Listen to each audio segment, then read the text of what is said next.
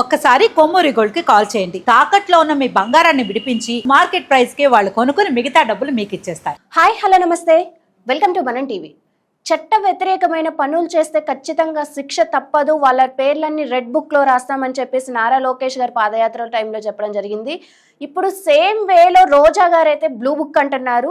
దీనిపైన మరిన్ని అప్డేట్స్ తెలుసుకుందాం. ఇప్పుడు మనతో ఉన్నారు ప్రముఖ సీనియర్ జర్నలిస్ట్ భరత్ రెడ్డి గారు. నమస్తే సార్. నమస్తే సార్, నారా లోకేష్ గారు రెడ్ బుక్ అన్నారు, మరి ఇప్పుడు చూసుకుంటే రోజానేమో బ్లూ బుక్ అంటుంది. అసలు ఈ బుక్కులు ఏంటి సార్, వీళ్ళ గోల్ ఏంది? మొన్న ఒక సందర్భంగా జగన్మోహన్ రెడ్డి చెప్పడం జరిగింది. ఆయన అధికారులను ఉద్దేశించి చెప్పడం జరిగింది. ఎవరైతే అధికారులు మమ్మల్ని ఇబ్బందులు పెడుతున్నారో వాళ్ళందరి పేర్లు నోట్ చేసుకోండి. కార్యకర్తలకు కూడా చెప్పడం జరిగింది. మిమ్మల్ని ఇబ్బంది పెడుతున్న కార్యకర్తలు, ఆఫీసర్ల పేర్లు నోట్ చేసుకోండి. మనం అధికారంలోకి వచ్చిన తర్వాత తిరిగి రివెంజ్ తీసుకుందామని చెప్పడం జరిగింది. రోజా కామెంట్స్ ఏంటంటే, ఇప్పుడు మేము ఎప్పుడైతే లోకేష్ అంటే ఇది ఒక అంటే పోటీలాగా తయారైంది. గతంలో అయితే లోకేష్ తీసుకురావడం జరిగింది రెడ్ బుక్, చట్ట వ్యతిరేకంగా పనిచేస్తున్నారు, మా కార్యకర్తలపై దాడులు చేస్తున్నారు, కేసులు పెడుతున్నారు, వీళ్ళందరినీ మేము నోట్ చేసుకుంటున్నాం, మేము అధికారంలోకి వచ్చిన తర్వాత వీళ్ళందరినీ చట్టపరంగా చర్యలు తీసుకుంటామని చెప్పి లోకేష్ పాదయాత్ర సందర్భంగా చెప్పిన దాన్ని ఇప్పుడు ఎవరు చూసినా ఏమంటారంటే, రెడ్ బుక్లో నా పేరుందా, నా మీద కేసులు పెడుతున్నా అని వైసీపీ రాంబాబు కూడా, వైసీపీ సీనియర్ నాయకుడు రాంబాబు కూడా ఒక సందర్భంగా అడగడం జరిగింది, మీ బుక్లో ఎవరెవరు ఉన్నారు, మీరు అరెస్ట్ చేసేవాళ్ళు. ఎందుకంటే ఇటీవలి కాలంలో మొదటి 6 నెలల వరకు ఎలాంటి కక్ష సాధింపు రాజకీయాలు లేకుండానే వైసీపీ టీడీపీ ప్రభుత్వం కూడా పనిచేయడం జరిగింది. ఎవరి మీద కేసులు కానీ ఏమీ లేవు. ఆ సందర్భంలో కొంత టీడీపీ కూటమి ప్రభుత్వం మీద కొంత విమర్శలు కూడా రావడం జరిగింది. ఇన్ని కార్యకర్తలను ఇంత ఇబ్బంది పెడితే ఎలాంటి చర్యలు తీసుకోవట్లేదని చెప్పడం జరిగింది.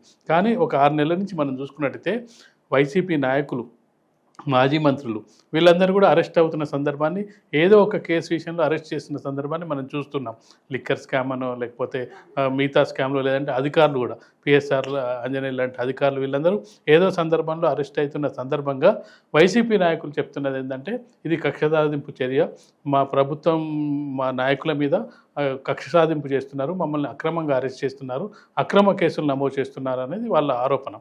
సరే, పూర్తిగా విచారణ జరిగిన తర్వాత కేసులు నిలుస్తాయా లేదా అనేది చూడొచ్చు. ఎందుకంటే ఇప్పటికే వలంనేని వంశీ జైల్లో ఉన్నారు, కొంతమంది జైల్లో ఉన్నారు, కొంతమంది బెయిల్స్ కూడా తిరుగుతున్నారు.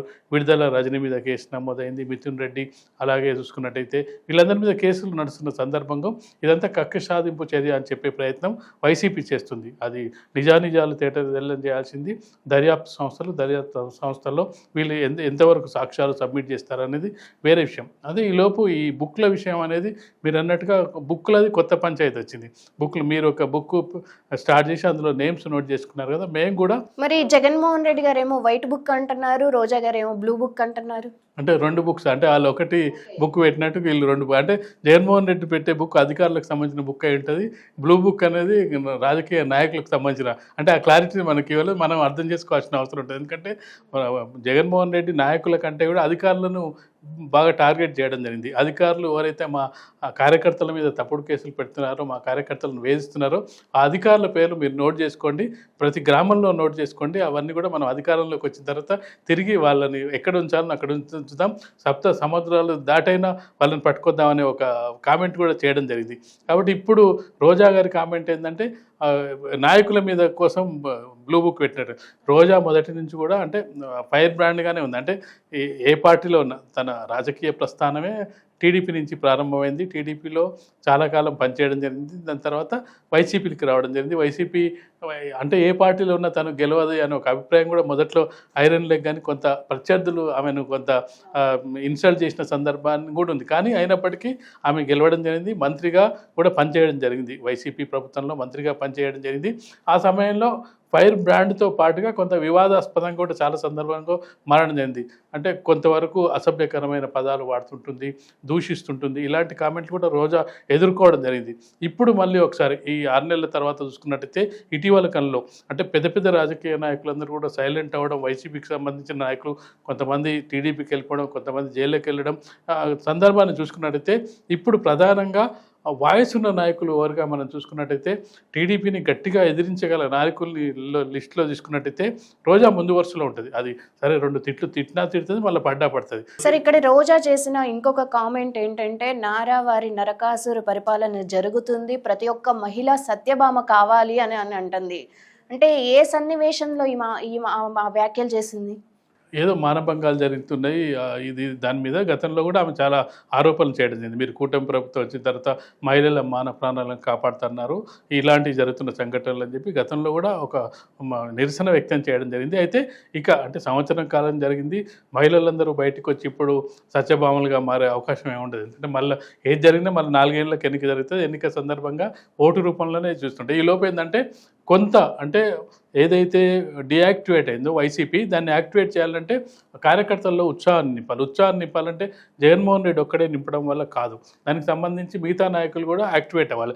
మిగతా నాయకులు యాక్టివేట్ అవ్వాలంటే కొంతమంది నాయకులు జైల్లో ఉండడం జరిగింది, కొంతమంది తప్పించుకొని తిరగడం జరిగింది.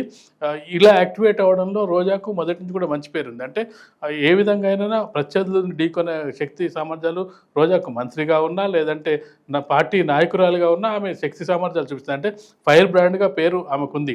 ఆమె ఏ విధంగా అయినా పార్టీని ప్రొటెక్ట్ చేసి, అంటే ఏ రాజకీయ పార్టీ అయినా తమ నాయకులు తమ పార్టీని ప్రొటెక్ట్ చేయాలి, తమ పార్టీ తరఫున వాయిస్ వినిపించాలనే అవకాశాలు కల్పిస్తుంటారు. అందులో రోజా ఆ అవకాశాలను అందిపుచ్చుకుంది. సినీ నటిగా గ్లామర్ ఉన్న గతంలో గ్లామర్ ఉంది కాబట్టి పరిచయం అక్కర్లేని వ్యక్తి రోజా. అంటే దాదాపు ఆంధ్రప్రదేశ్ ప్రజలందరికీ, తెలుగు ప్రజలందరికీ పరిచయమే.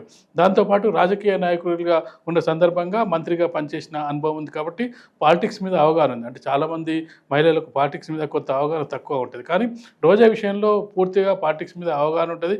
విమర్శలు ఎప్పుడు చేయాలి, ఎక్కడ చేయాలి, ఎవరి మీద చేయాలి, వాక్చాతుర్యంతో పాటు విమర్శలు ఘాటుగా చేసే సామర్థ్యంగా ఉంది. అంటే కొన్ని సందర్భాల్లో మహిళలు ఘాటుగా మాట్లాడినప్పటికీ హార్ట్ కామెంట్స్ చేయడానికి కొంత వెనుకంజ వేస్తారు. ఈమె అన్ని రకాల్లో హార్ట్ కామెంట్స్ చేస్తుంది, ప్రత్యర్థుల్ని ఏమంటారు ఛాలెంజ్ చేసే ఇది ఉంటుంది.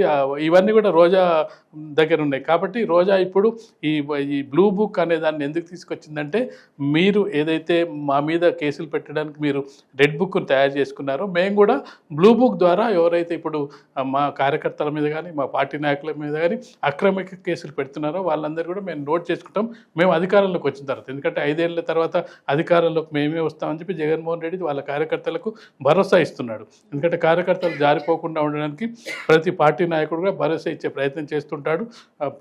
కాబట్టి అంటే పార్టీ అనేటప్పుడు ఖచ్చితంగా కూడా వాళ్ళకు పోరాడుతుంటారు, నమ్మకం కూడా ఉంటుంది మా పార్టీ 5 ఏళ్ల తర్వాత. ఎందుకంటే గత సందర్భంలో జగన్మోహన్ రెడ్డి చెప్పడం జరిగింది, ఆ సంవత్సరం గడిచిపోయింది, మరో 4 ఏళ్ళు అయితే మనమే పవర్లోకి వస్తామని చెప్పడం జరిగింది. కాబట్టి ఖచ్చితంగా కూడా మళ్ళీ అధికారంలోకి రావాలంటే పార్టీ నాయకులంతా యాక్టివేట్ అవ్వాలి. ప్రభుత్వం చేస్తున్న ఏమన్నా ఉంటే వాటిని విమర్శించడానికి ఇలాంటి నాయకులు కావాలి. కాబట్టి రోజా లాంటి నాయకులు ఖచ్చితంగా వైసీపీలో ఫైర్ బ్రాండ్గానే ఉంటారు. ఏ సమస్య వచ్చినా స్పందించే అవకాశం. ఒకటి అంబటి రాంబాబు కూడా వాక్చాతుర్యం ఉన్న వ్యక్తే. ఇటీవలి కాలంలో మనం చూసుకున్నట్టయితే అంబటి రాంబాబు వాయిస్ ఎక్కువగా వినిపిస్తుంది, ఇటీవలి కాలంలో రోజా వాయిస్ కూడా మనకు ఎక్కువ వినిపిస్తుంది. Right, thank you sir.